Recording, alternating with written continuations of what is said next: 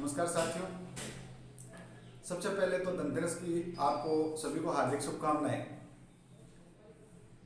और धनतेरस जो है अपने हिसाब से कोई दुकान अपना नया प्रतिष्ठान खोल रहा है, कोई प्लॉट खरीद रहा है, कोई नई गाड़ी लेके आ रहा है, किसी न किसी प्रकार से हर ग्रामवासी अपने तरीके और अपने तरीके से माँ लक्ष्मी की कृपा को प्राप्त करने की कोशिश कर रहा है।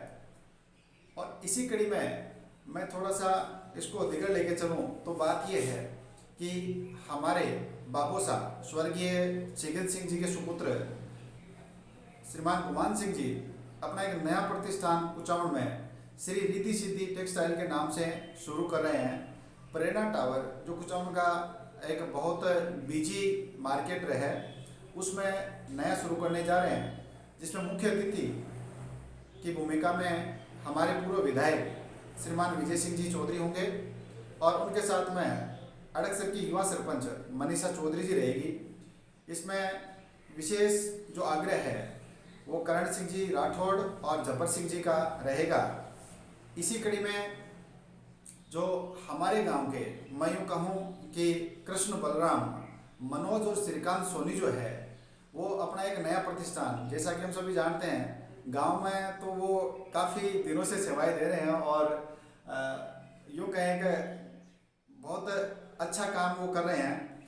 इसी के साथ में वे खूड़ में धुनकापास बस स्टैंड पर अपना एक नया प्रतिष्ठान आरजी एंड सन्स के नाम से शुरू कर रहे हैं, जिसका मुख्य अतिथि जिसमें सानिध्य जो हम उन्हें प्राप्त होगा श्रीमान कुशादास जी महाराज का होगा। इसी के साथ वो मुख्य अतिथि के तौर पे बावनलाल जी बिजारनिया एडवोकेट खूड़ रहेंगे, विजेंद्र जी फौजी, नानूराम जी बिजारनिया और इनका जो मनोज और श्रीकांत सोनी जिनके मार्गदर्शन में ये जो अपना नया प्रतिष्ठान खूड़ में शुरू करने जा रहे हैं, उनमें जैसे गोगराज जी बिजारनिया है, राजेंद्र जी खींचड़ है, मुकेश जी भीचर है, योगेंद्र जी शर्मा है, महावीर प्रसाद जी बाजिया है, बावनलाल जी खींचड़ है, उनका भी विशेष आग्रह रहेगा।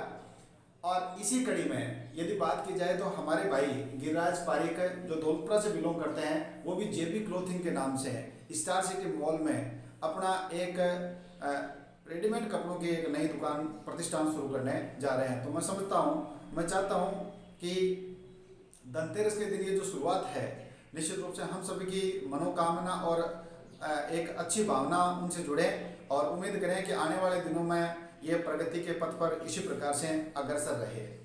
मैं इससे आगे की बात करूं तो जैसा कि आपको पता है हर इस बार एक सहयोग के तहत अपने गौशाला में कुत्तर के लिए या यूँ कहें कि एक पशु चारे के लिए कड़बी के पूड़ों की व्यवस्था जो है ग्रामवासियों के सहयोग से की जा रही है। और मैं तो कहूँगा कि बहुत अच्छा सहयोग हमें मिला है। लगभग यदि बात करी जाए तो 8 से 10 हज़ार के आसपास पूरे संपूर्ण ग्रामवासियों ने मिलकर इकट्ठे किए हैं। और उसमें मैं तो कहूँगा किसी ने 8 दिए, किसी ने 60 दिए, कहीं किसी ने 600 दिए हैं। जिसकी जैसी श्रद्धा थी, जिसकी जैसी सहयोग की भावना थी उनके अनुरूप उन्होंने सहयोग दिया है। इसी कड़ी में कल जब उन्हें काटने की बात चल रही थी तो शुरुआत भी कर दी गई थी, लेकिन चूँकि अभी उनमें थोड़ा सा हरापन था और जिसकी वजह से काट नहीं पाए।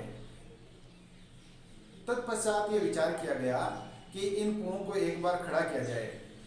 तो मैं थोड़ा सा निवेदन मेरी नई पीढ़ी और मेरे साथियों से, मेरे दोस्तों से करना चाहूँगा ये कि हमारी जो गौशाला है, हमारे जो पहले की जो पीढ़ी है उन्होंने हमें बहुत अच्छा एक गौशाला का मंदिर प्रांगण बना के दिया है, सारी सुविधाएं उन्होंने दी है।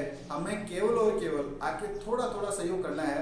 और मैं ये भी नहीं कहता कि रोज़ अपन ऐसा करें, लेकिन निश्चित रूप से 7 दिन में एक दिन अपन गौ माता के, और 7 दिन में एक दिन और 1 घंटा अपन गौ माता के निमित्त जो है हमें निकालना चाहिए, ताकि उनका आशीर्वाद हमें प्राप्त हो। और ये भी तय बात है कि गौ माता का आशीर्वाद प्राप्त होगा तो निश्चित रूप से अपन को अपनी जो कार्य क्षमता है वो बढ़ जाएगी और वो 1 घंटा जो है वो 4 घंटे में जो है तब्दील हो जाएगा। मैं चाहूँगा बिना किसी भूमिका के ये कि अपना रविवार का दिन जो है वो सुबह 8 बजे से लेकर 9 बजे तक गौ माता के निमित्त कर दें और उसमें गौशाला से रिलेटेड जितने भी काम है चाहे वो चारे की व्यवस्था करनी हो, चाहे ठाणे साफ करनी हो, या फिर किसी और प्रकार की सफाई करनी हो, उसमें अपन लगाएं। तो मेरा तो सभी मेरे दोस्तों से निवेदन रहेगा, मैं तो करबद्ध हाथ जोड़ के एक आपसे एक अपील करना चाहूँगा कि आप रविवार को 8 बजे से लेकर 9 बजे तक का समय जो है अपने गौशाला के निमित्त प्रदान करें, जिसमें गौशाला से अपन को जैसा लगता है कि गौशाला के लिए काम किया जाना चाहिए तो वो काम अपन करें। हर काम जो है केवल और केवल मजदूरी के बल पर करवाना मैं नहीं समझता कि ये अच्छी बात है। उसमें अपने शारीरिक सहयोग जो है वो अपन को देना चाहिए। इसी के साथ में बात यदि की जाए तो चूँकि दीपावली है, जैसे होली रंगों का त्यौहार है, वैसे दीपावली जो है वो पटाखों और फुलझड़ियों का त्यौहार है। और हम तो बचपन से देखते आए हैं कि जब छोटे थे तो टिकड़ियाँ लेके घर वाले दिया करते थे, उसके बाद में जब बड़े हुए तो बड़े बड़े पटाखे छोड़ने लगे। लेकिन ये पहला मौका है जब सुप्रीम कोर्ट के आदेशानुसार राज्य सरकार ने यह आदेश जारी कर दिया है कि किसी भी प्रकार के पटाखे जो है वो नहीं छोड़े जाएंगे। तो कहीं से कोई किसी प्रकार की आवाज़ जो है वो आ नहीं रही है, क्योंकि अचानक 1 नवंबर को रोक लगी थी। इसलिए जो पटाखे बनाने वाली जो कंपनियां हैं उनके वितरण के लिए जो लोग लगे हुए हैं, पटाखों के जो दुकानों वाले जो है उनमें काफ़ी जो है घाटा होगा। लेकिन चूँकि सुप्रीम कोर्ट का आदेश है, इसलिए इसमें जो है सुप्रीम कोर्ट कह रही है कि त्योहारों का महत्व तो जाना जा सकता है, लेकिन ये किसी की ज़िंदगी की कीमत पर नहीं। तो इस रूप में जो है वो पटाखों की आवाज़ें जो है वो अभी आज तक कम ही सुनाई दे रही है। एक बात ये है कि बोर्ड जो फॉर्म है वो भरे जा रहे हैं, और आज स्पष्ट रूप से पेपर में ये आया भी है कि 31 तारीख तक बोर्ड फॉर्म जो है वो अनिवार्य रूप से भर दिए जाने चाहिए। ये 10th और 12th क्लास के लड़कों के लिए विशेष सूचना है, क्योंकि हम सब जानते हैं कि 16 तारीख तक मध्यावधि अवकाश है और 17 तारीख से वापस स्कूलें शुरू होगी।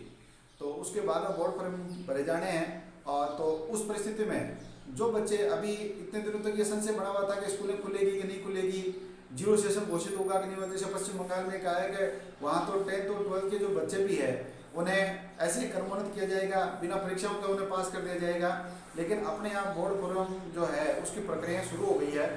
कुछ स्कूलों ने प्रक्रिया शुरू कर दी है, कुछ स्कूलें जो है वो मध्यावधि अवकाश के बाद में शुरू करेगी।